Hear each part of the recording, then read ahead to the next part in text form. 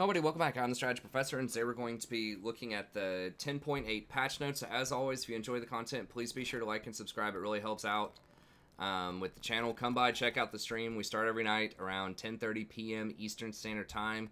Usually go till about 3 or 4 a.m. Eastern Standard Time, and that's only on YouTube. Wonderful, very chill, friendly community. I try to be as conversational as possible, answer as many questions people have, try to talk to as many people in chat as possible, and I'll also explain as much as I can in the game while I'm playing. So come by, it's a great experience. We also have tier lists on the channel for every patch, so I do a support in-depth tier list, I'm going to do a jungle in-depth tier list, then I'm also going to do an all-role tier list for the other 3 roles. We have lots of guides on the channel, coaching sessions, tons and tons of content, so be sure to come by, check it out. We'd love to have you. Okay, let's go ahead and get in here. So first off, they're nerfing Ophelio, so they're changing this percentage armor penetration over to lethality, and early game it's probably not going to make as much of a difference. There's a little, you're going to do a little bit less damage, especially against squishier targets, but particularly later on in the game it's not going to scale nearly as well. Especially once you get this maxed out. I mean, 18% against a 100 armor target, which is not that much. It's going to be 18 armor pen versus lethality around level, 11 or 12. When a lot of kind of the really important fights are going on in the game. This is only going to be like 9. So even if they only had like 50 bonus armor, or 15 total armor, this would probably still be more. I guess this is 18% of bonus armor, not total armor, so it's not that extreme. But either way, I think it's a nerf, especially later in the game, especially against tanks. And then Aphelios' weapons active, the base damage, and the cooldown scale over time. So it does not tell you what the cooldowns are. It says here that the AD ratios are a lot lower earlier on, so this is going to... And pretty significantly. I mean, it's almost like 50% less at level 1. So your first few levels is going to be a lot less damage off your weapons. So, I don't know. He's been popular in Pro, in patch 10.6 at least when a lot of games were played. But he only has a 47% win rate. And in solo queue, he's under a 50% also. So, I don't know. I think he's pretty fair out there. But either way, they're nerfing him. So, there's that. Ashe... They're giving her some extra attack speed up to 60%. And that's probably okay. I think Ashe actually has a pretty decent win rate in solo queue right now. I don't remember exactly what it is. I think it's, I guess I can just go ahead and pull that up. It's one of the higher win rates, I believe. Like 52 or something. Yeah, 52. So... Not insane, but pretty good. So I guess giving her, and I'm pretty sure your max Q now, the common build is just your Lethal Tempo, Blatherin King, Hurricane, Q max. People were toying around with that W max. People might still get like 3 points of W for lane. I don't know. But either way, I'm pretty sure you get Q pretty quickly in the game. So that'll be an overall pretty good damage boost. I don't think that's going to change her position too much. She might move up a little bit, but she's still relatively immobile. She does have initiation, which is nice, but I think she'll probably be about the same. She might go up a little bit. Okay, Evelyn. Now this is pretty substantial. Now Evelyn does have a fairly low win rate overall, I think, but 15 extra damage. You max this first, and at level 9, and you spam this a lot. So it's not just 15 damage. It's 45 damage every time that these spikes end up going through. I guess that's maximum damage, so that's after all 3 spikes. I'm not sure, but either way, percentage-wise, like it's pretty good. You spam this ability a lot, so it's going to help out with your wave clear. It's going to help your damage early on, and I'm pretty sure she does need a little bit of help. I don't think her win rate was that high. Yeah, 49%, so that's pretty good. I gotta tell you, I'm not a huge fan of hers when she's in the meta overall. It's very annoying to ward against as a support specifically, so I'm okay with her not being in the meta, but this will probably move her up a little bit. Maybe 1 or 2%. Okay, Calista, so they're nerfing her armor down to 21, which is super low, and her rend slow is much lower. So if you activate Ren and slow an enemy and kill a minion to be able to get your Ren stacks back up, it's harder to chase people down. I don't know. I feel like they're doing this because of top Calista, most likely. And I think that there are other ways they could have nerfed that. I'm not really sure exactly. Like, maybe make her be near her Oathsworn more to matter if they wanted to nerf top. So, like, take some base damage out of her and then put some into the Oathsworn mechanic. But either way, I think that's fine. I don't think she's too oppressive in the bot lane, but top lane at higher elos, I think that she can be oppressive. So that's okay, I guess. Master Yi Highlander is going down, 5% at level 6 and then 10% at the next level. I really don't think this is going to matter that much, honestly. He gets so much attack speed anyways. I just don't think that 10% is going to make that much of a difference in the grand scheme of things, since he builds so much anyway. So I still think he's going to be very oppressive, especially at Golden Lower. If he gets ahead, he just does way too much damage. Just has way too much synergy with Blood Razor, Gensus, and either Wit's End or Blade of the Ruined King. He's just way too good at everything if he just gets out of the early game and you don't punish him. So I think he'll still be, permaban for a lot of people if you're gold or lower. Could be wrong about that. Maybe it really does matter, but I just don't think that's enough. Okay, Oriana.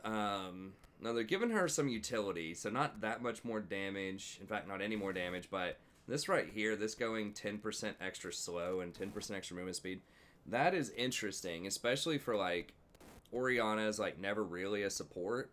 I think her mana costs are still probably a little bit too high. But that certainly does make it a bit... Yeah, going up to 110 is pretty ridiculous. I wish they'd go like 60 and then move it up at 5 per.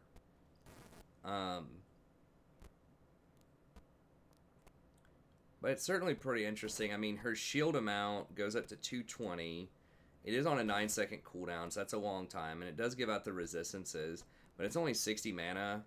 I mean, I've thought about support Ori. It would be nice. I mean, her ult is pretty high impact. She does have, like, good utility with the speed up, the slow, the shield, the ult.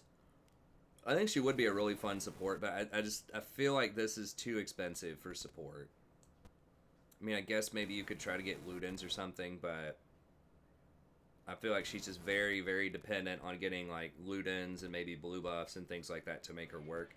I mean, maybe against melee champs, if you can get a lot of these auto attacks in with Clockwork Wind-Up. I don't know. It's certainly interesting, and she is getting a little bit better scaling on the Command Protect, so we'll see. I think she's already, like, decent mid lane. I guess 48%. It's not amazing, but okay, sure. I think Ori's an interesting champion. I think it's good when she's around in the meta. There's, she creates some very interesting synergies and some cool team comps. Okay, Rise, minor buff to his stats, and then he gets extra 8% extra movement speed early on when he gets the overload. It's probably fine. I mean, he is being played in pro some, I think. Although I don't feel like he's been that oppressive in pro. We're getting played very, very little. So, I guess I'm okay with that. I don't think that's going to matter too much. I mean, the 8% movement speed is significant, but... Okay, Senna getting nerfed. Yeah, I think she's still just too strong on it. She just has too much utility, like, too much range. CC, her E, like, smoke thing is really obnoxious. Her ult with the semi-global. And especially because you can do that fasting Senna build, which is just, like, super toxic. I feel like, because one of the major ways that you measure success a lot of times in League is the CS score, unless it's support, and the fact that you're kind of violating that and just being able to harass the entire time, and it makes it really difficult for people to quantify and understand what's going on, and how powerful you really are, because you don't have a lot of CS.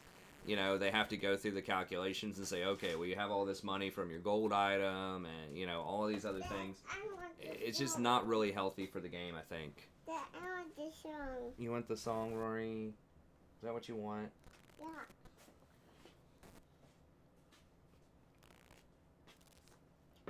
So it's just a small knock to her. I mean, 3% off. It's like a 12. You're gonna get 12% less soul. So I guess that does add up in the end. Okay, Rory, here you go. Here you go. Sit down. Sit down. Get down.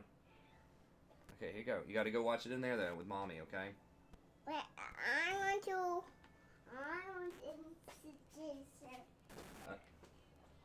Okay. Well, hopefully you guys can't hear that too much. Hopefully it's not too annoying, but yeah, she just wants to listen to that song. Okay. So yeah, that's fine. I still think she'll be pretty strong. Set. Now this one is a bit more significant. They're knocking 30 off of his Haymaker, and that does convert over to true damage, and I think it gets multiplied by a lot, right? Based on how much grit you have. Does it multiply the base, or does the grit damage apply its own base damage? So is it additive or multiplicative with the base is what I'm trying to look at here.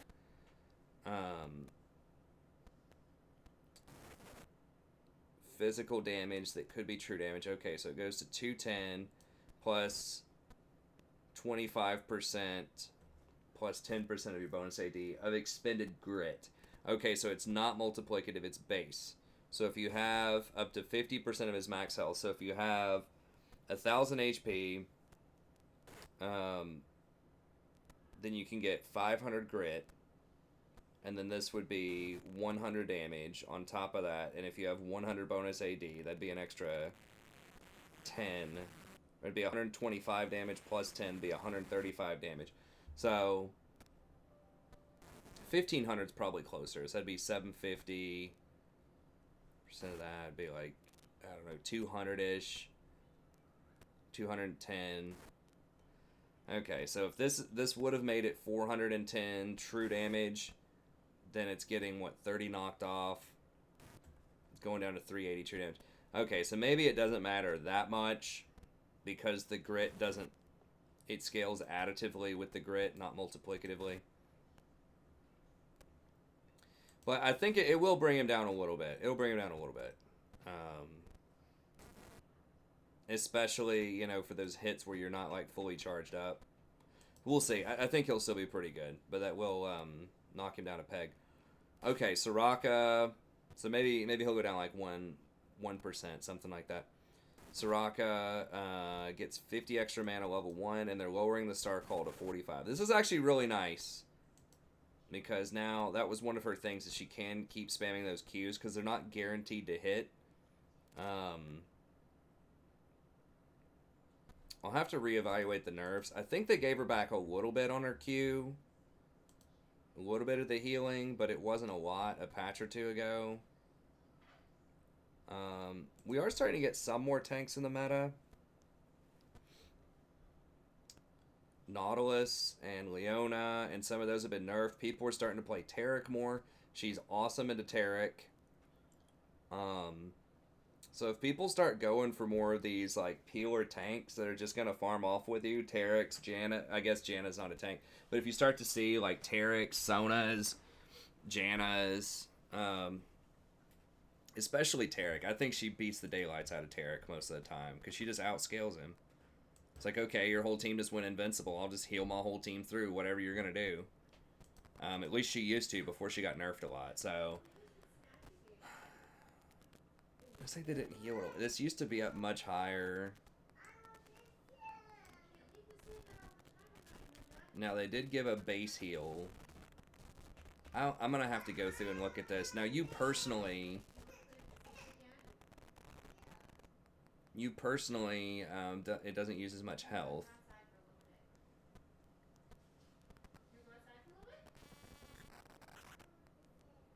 Health reduction.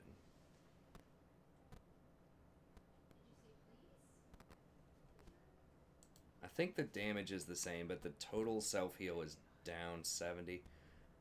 what was it again? Let me see his patch history just real quick. So it will be interesting. I'll be interested to see if Soraka can kind of make a comeback here. Okay, so on 10-6, base heal increased by 10. Bonus movement speed increased back to 25%. Up to 25%, so it's really 20 in the mid. Okay. So the cooldown reduced to 6 seconds. 6 to 2. Mana cost reduced to 40 to 60 from 50 to 70. Wait, I thought it was already 40 to 60. Health cost reduction increased. Isn't that what this patch notes is already doing? Okay, so this is going... It says it's 60 to 80. This is 45 to 65? What? This is a buff to it. Oh, Astral Infusion. Oh, okay, my bad. I was getting it confused with the Q. My bad. Okay, so the mana cost is going down a lot on Astral Infusion. That's actually pretty nice. And the cooldown at lower levels is down. Okay. Now, okay. Base mana. Okay, all that stuff. Sort of whatever.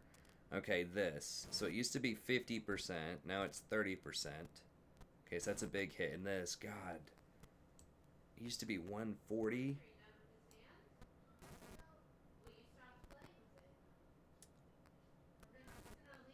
80. So I think so they took it up to what, 90? Is that right? Is that the current? Yeah, it's 90. Rejuvenation duration 2.5 seconds from 5. Okay. Mana cost. Okay, so they reverted that. Bonus movement speed, and they reverted some of that. So you probably only get 3 points of this most of the time, so 25. So you're still missing 5% from what it used to be. But the base heal is up 20 when it's maxed. So you're still you're still losing 30 on a Star Call hit. You do get it faster, although you don't keep the movement speed for as long. But the AP ratio is a lot worse on it. It's 20 less. So if you have like even 100 AP, then you're still losing 20 here. And 40, so you're still losing 60 per heal there, total.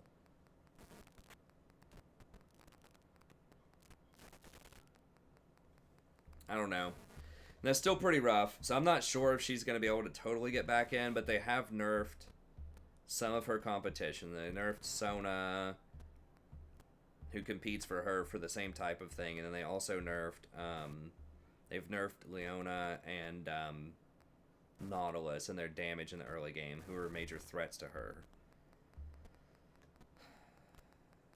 We'll see. I feel like she's not quite there, but I mean, I guess maybe if you take Athene's Unholy Grail early, I don't know. I think this is overall pretty good. I think she'll go up maybe 1 or 2%, but it's still going to be rough. Okay, Tristana, Explosive Charge, 150% bonus items. I think you max this first. It's either this or Q. You get like 3 points of this and then max your Q, which is the attack speed. But I think you max this first. Okay, so you're getting... Early game doesn't matter that much. 10% extra explosion. Bonus attack damage at level 5. Probably not going to matter. Like, Tristana's deal is she kind of has to push. She can't control the lane. She can't zone. And it's really hard for her to last hit under tower. So just her wave management is terrible because you have to use explosive shot. You can't turn it off. So it just makes wave control extremely difficult. And then she has fairly short range early on. But she is one of the most oppressive ADCs when you get ahead because you can always jump forward on top of them. And you can get a reset and jump again with your other bombs. So she's just very sticky. Or you can jump in You know, throw your bomb on somebody and kill them under tower and then jump out again, you know, in traffic. So there's a lot of stuff you can do with her. And she obviously takes towers really well with her explosive charge. She does scale really well. So I think she has potential to be, you know, a pretty strong champion. But it's just that short range and the lack of wave management can be pretty rough early on. But I guess it's a couple of good buffs. She's pretty dangerous. Like, when she's in the meta and very strong, though, it is, she can be really oppressive. Okay, Urgot, lowering the cooldown. This is a very big deal, 20 seconds, because he can definitely make use of that all in and make plays, you know, like clockwork whenever this is ready. So that's pretty strong. And then... Okay, this is pretty significant. He wasn't getting extra movement speed on the dash. So that's significant. And then the CC duration is 1.5 seconds now, where I guess it wasn't. This is good. I feel like Urgot's kind of sleeper. Like, those are some pretty significant bugs that could have been holding him back.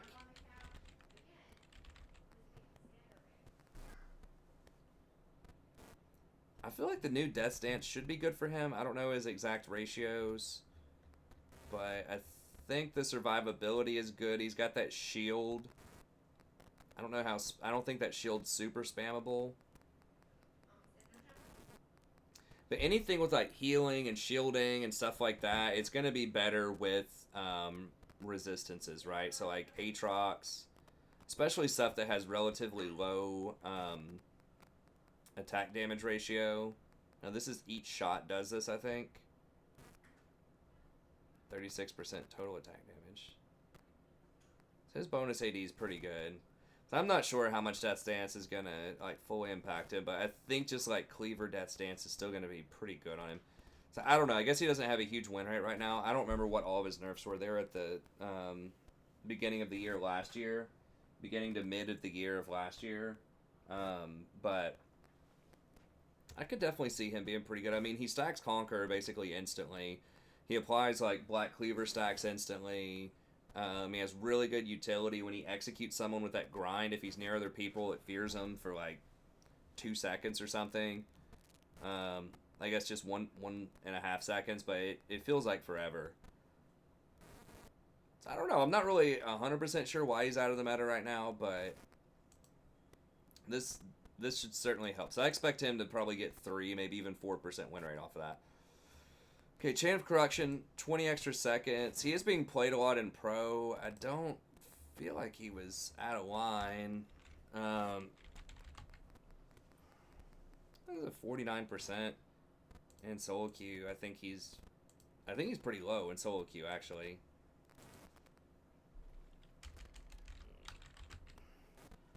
He's a little bit higher. I don't know why they're nerfed him. I mean, I feel like 130 is quite a lot. He really relies on that ult. I think like 120, but whatever. I guess that's fine. So that's going to be pretty significant. I think I'll knock him down maybe a point or so. People were trying the Legolas build. I really don't like that build. I think it's just way too skill intensive and too early game focused. I still think that, you know, the Blade Ruin King Hurricane on hit build is just going to be a lot better in most situations. You also take Barons and Dragons and Towers and all that stuff a lot faster with that build. But anyways, okay, so that's fine. Ziya, this is actually quite a bit of extra damage in a Blade Caller, like the best case scenario. 5% less damage per feather. Because remember, this gets multiplicatively less. So they start off at, like, you know, 100%, and then the next feather, you know, now is going to go down to 95, then 90, then 85, then 80, instead of going 100, 90, 80. So basically, like, if it was 3 feathers before hitting them, then it would have gone, you know, 100, then 90%, then 80%, then 70%. So what would be, like, some simple math on that? Let's say if it does 100 damage. 100 plus 90 plus 80. We'll say 4 feathers plus 70. Right? Would have done 340 damage. Well, now it's going to do, was that 340?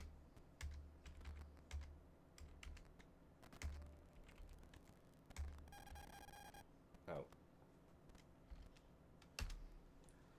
to 370. I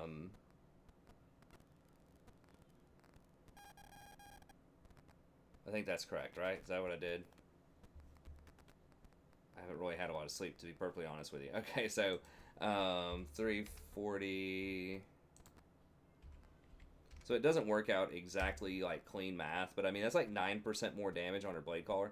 And I think that gets even better, right? So let's say that you hit him with like 6 feathers, right? You'd go 100 plus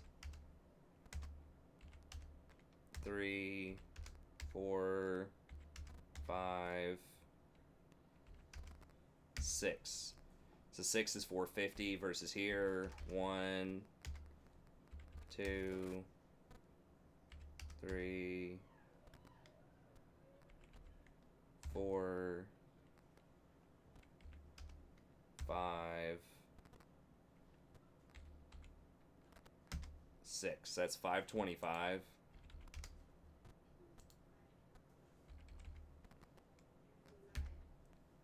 So that's 15%. So I mean, it starts getting pretty high, 14 or 15%. So if you start adding all that up, especially in a team fight, where if you hit like, you know, 3 people with those 6 feathers, like that's a lot of extra damage. So I don't think this is gonna fully fix like what's wrong with her, but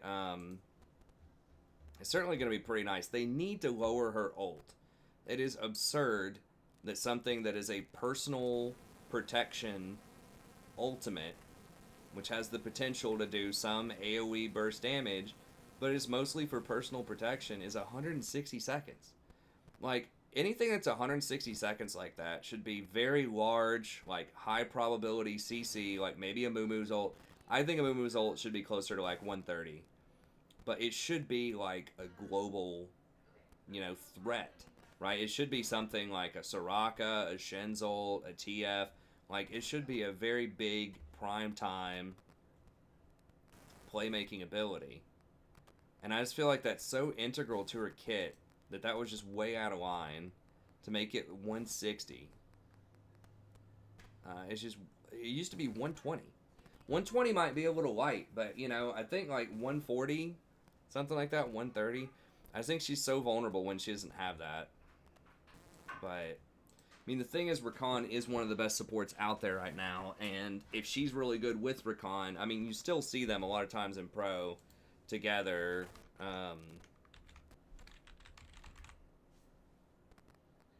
Yeah, so I mean, she still has almost a 70% win rate, a 69% win rate. Now, she wasn't played a ton on that patch, but... And Rakan had a 64% win rate. So...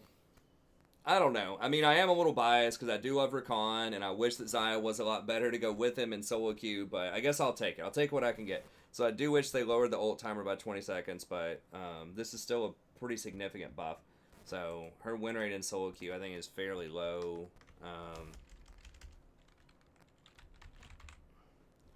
Yeah, it's 47%. I think this will at least bring her up to 50%, if not 51%. I think this is a pretty big one. Okay. Champion ability timers. Okay, some quality of life stuff. Good, sure. Funnel mechanics. Okay, so 40% of your gold earned from monsters. If you get more than that, you get Monster Hunter, and it lasts for 20 minutes. Guys, quit messing around with this stuff and just nerf like Tarek or Master Yi. That's it. That's the only major funnel comp that's... I mean... Like, they nerfed Karthus so much, you can't... I guess you could try to funnel Karthus, but you can try to funnel Twitch. But none of them are as good as Master Yi. They need to just nerf one of those champions. Because the thing is, this is going to indirectly hurt some of the carry junglers by doing this. That are very aggressive early on. I know that, like,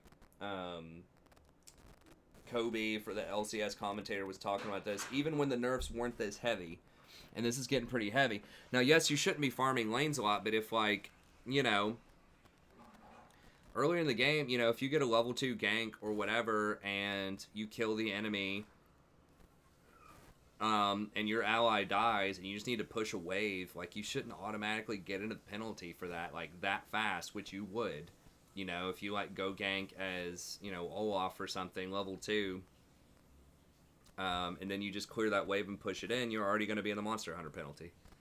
So, I just think that the problem is, and they know that, the problem is Master Yi Tarek. They need to just change Tarek's ult and just say, look, it's not full invulnerability to all CC and everything for X amount of time. It's like damage reduction. You can still be CC'd or just something like that. Like, that's the main issue. Or with Master Yi, they could do something like nerf his true damage, nerf his double strike, nerf something about him. It's just that combination is just too obnoxious. So, I don't know.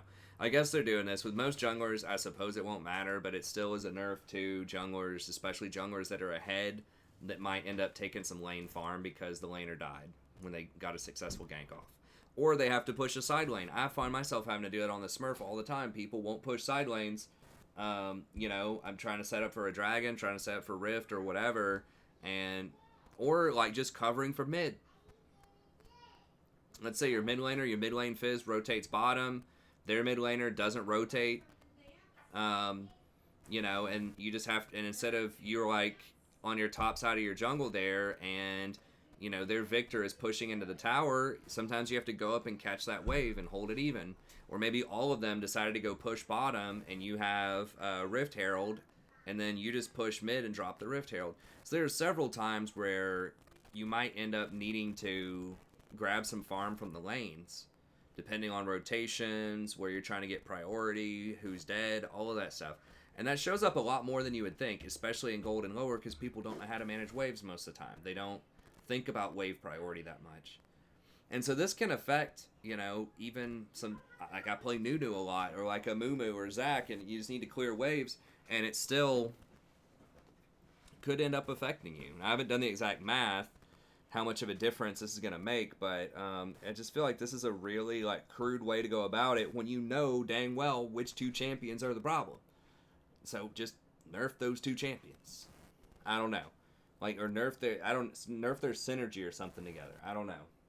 But it's just really awkward that they're changing how an entire mechanic in the game works because there are two champions that have a toxic relationship with each other. So anyways, okay.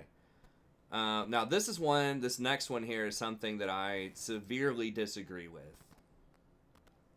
We're adjusting the potential teams to have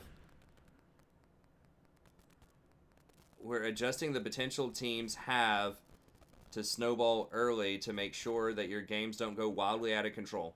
Okay. So they don't want games to snowball. Kill experience coupled with home guards means that early kills are still very powerful, but not as powerful before. Okay, so people can get back to lane, 2 seconds faster. You get 2.5 seconds of extra movement speed. But you would have had speed anyways, presumably. It's not like it's 2.5 seconds closer. So whatever, you get 1.5 or 2 seconds there, a little bit faster.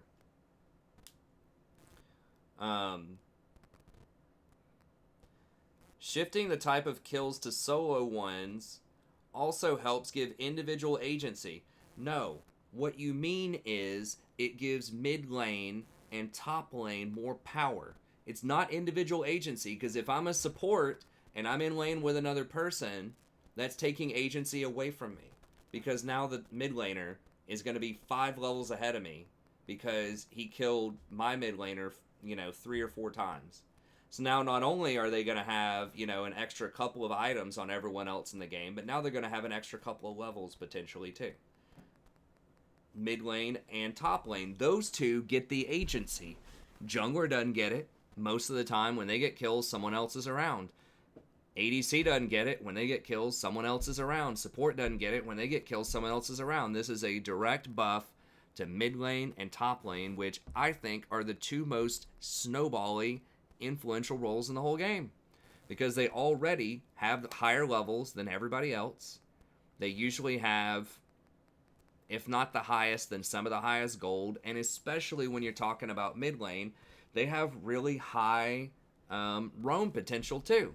So they have everything. They have high macro. They can go invade with the jungler. They can rotate top. They can rotate bottom. They get solo experience in the mid lane. They get solo gold in the mid lane. There's a wide variety of different champions they can play. I mean, mid lane is just ridiculous. Ridiculously influential right now in this meta. And they've buffed top lane so much that top's becoming that way too. The only thing about top that separates it from mid is you don't have as many roam potentials. You can't get to bot lane unless you use a teleport. So there's that.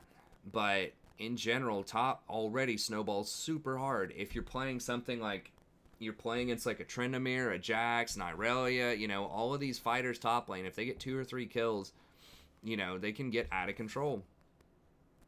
And a lot of those split pushers are coming back into the meta. So anyways, they're giving you a small home guard, but now at levels 1 to 6, solo champion kills grant you 20% more experience. And assist kills grant you 20% less experience. This is an extreme buff for mid lane. It's a 40% swing. So if you get a kill bot lane and the mid laner also gets a kill, they're effectively getting 40% more experience than you.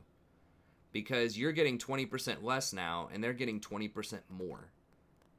So that's like effectively they're getting 3 kills worth of experience. A 3-to-1 on you. Right? Maybe it's not that right. Like I said, I haven't had a lot of sleep. But anyways, if you were going to get originally, if it used to be 100 and 100 experience, right? Now they're going to be getting 120 and you're going to be getting 80. So I guess they're getting 50% more than you. So they're getting like a kill and a half of what you have. Not 3 times as much, but they're getting a kill and a half. So if they get, if you get 2 kills and they get 2 kills, it's like they get 1 on the house. It's like they really have 3. And then at level 7 to 8, it goes down to a little more realistic, like 10 and 10, but that's still a lot. So I don't know. I don't like it at all. I don't think mid lane needs any help. I think it's difficult to argue that mid lane is not the most influential role in solo queue right now. I think that all roles can climb, but mid lane undoubtedly seems like it's the most well-rounded and powerful because, I mean, just what doesn't it do? Like I said, most experience, most gold, some of the most roam potential in the game. Probably the most roam potential in the game. And a wide variety of different champs you can play. You can play AD, you can play AP, you can play, you know, macro champs, you can play micro champs, assassins, you can even play some tanks or bruisers. You can play all sorts of things. That means you're already extremely versatile. You just got everything. It's ridiculous. And bot lane's already terrible. I mean, most people forget that ADC is even a role. Like, ADC is so bad right now. It's just awful. ADC just feels like it just doesn't even matter. It's like, okay, your ADC can be like 6-0, but you know, watch out. Their Echo, you know, is 4-0 and can easily go up and 1v1 your ADC, or perhaps even 1v2 the ADC and the support. Like, it's so bad as ADC right now. Not to mention you're going to get hard camped every game, and you're extremely dependent on your support to do anything in the lane. And I think that's a terrible call. This is really bad. So that's, you know, this is primarily going to hurt, you know, like I said, mostly ADCs because they're already like bad and they're already almost always near somebody else. Supports, I mean, the experience doesn't matter as much on supports because you're already really like pretty far behind on things. And then junglers as well. So yeah, I think that's just terrible. Okay, so they're trying to give some help to junglers here. They're trying to give you personal power through proper farming as the game progresses. Well, guess what? Late game, you're not getting your jungle. Everyone's going to start taking your jungle. You know who this buffs? Late game buffs to experience? Mid laners. Mid laners are going to take your jungle. They're going to take your raptors, going to take your wolves. And you should give it to them. Honestly. Most of the time, you should be giving it to your mid laner. Or maybe your solo laner is going to start taking your golems or taking your gromp. Your top laner, I mean. Golems, gromp, all of that stuff. They're going to be taking all that stuff at level 9. So, you know, they gain an extra 1/3 experience at level 9. So between an extra 10 to 13 experience per camp. I don't think that's too big of a deal, but even if it is, you're not going to see most of that. Because, you know, if you're playing a lot of the junglers that are, I think some of the strongest, some of the brawler, you know, tanky type of junglers, you see like Warwick's up there percentage-wise, Nunu's up there, Zac is up there, at least in terms of win rate. Wukong. Now, Wukong is kind of a carry, you know, style of jungler. But, you know, a lot of these junglers, they don't need as much gold. Like, honestly, if you're actually trying to win, you're trying to play a team game, and you have, you know, like an Echo or something, or a Kassadin or whatever that's 5-0 in the mid lane that's doing well, and, you know, you're a Nunu, even if you're 5-0, you know, at 25 minutes of the game, you're walking towards Raptors, they're walking towards Raptors. If you're, you know, if you're actually trying to win and you're being smart, like, you're going to give it to them because they scale better than you do. They're going to have more levels, so they're going to amplify that up a lot more, and you're probably playing a tanky type of champion anyways. So you're probably going to give them those Raptors. So that's another buff to mid lane, right? Because a lot of, you know, Volibear, Warwick, Nunu, they don't need a lot of items to be effective. Trundle doesn't need a lot of items. Mundo doesn't need that many items. So yeah, I mean, maybe if you're like Master Yi or Graves or something, you know, like kind of like a selfish jungler, then sure, you can take the jungle. But in a lot of circumstances, especially in pro play, they're going to give this up to somebody else. This is going to be a buff for solo laners, and so who's going to lose out on that? Probably the AD carries and supports. And the junglers too, because they're, you know, you're just not going to have as much power. Now, this is good for kind of more dangerous junglers. I guess, yeah, like some of the assassins are sort of hard to play junglers. Even for things like Karthus, stuff that has the potential to get a little bit lower in the jungle, this is good. So, okay, like for unsafe junglers or amateur junglers, people that are new to it, or people that are playing stuff that's really dangerous, takes a lot of hits in the jungle, this will help out a little bit. I don't think it's going to be that big of a deal, but it's nice. It's a buff. I think that buff to early game, you know, jungler health and XP and stuff like that is pretty good. So I think that's okay. One for all's got some stuff. Practice tool, clash, bug fix. I didn't see anything here that looked that significant. The Lissandra thing could be okay.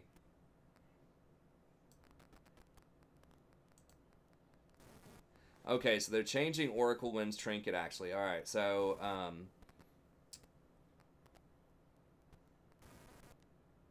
oh, wait, never mind. It can be used immediately if it's the player's first purchased trinket instead of defaulting to a 90-second cooldown. Okay. I don't think that's going to make that big of a deal, though. Okay, and notably, it does not say here that they made those changes to dodging that people have been asking me about all week. So it doesn't say if they made any changes to dodging. Now, we'll have to test it out in-game and see. That when they changed dodging before, they didn't say anything about it in patch notes. I think they just don't want most players to know that there is a dodge option to keep the dodge numbers low. Because they, you know, they don't... The system doesn't want dodging because it increases queue times. Like, the system doesn't care. It's the individual people that need the dodge that are, like, you know, smart people, especially at higher elos.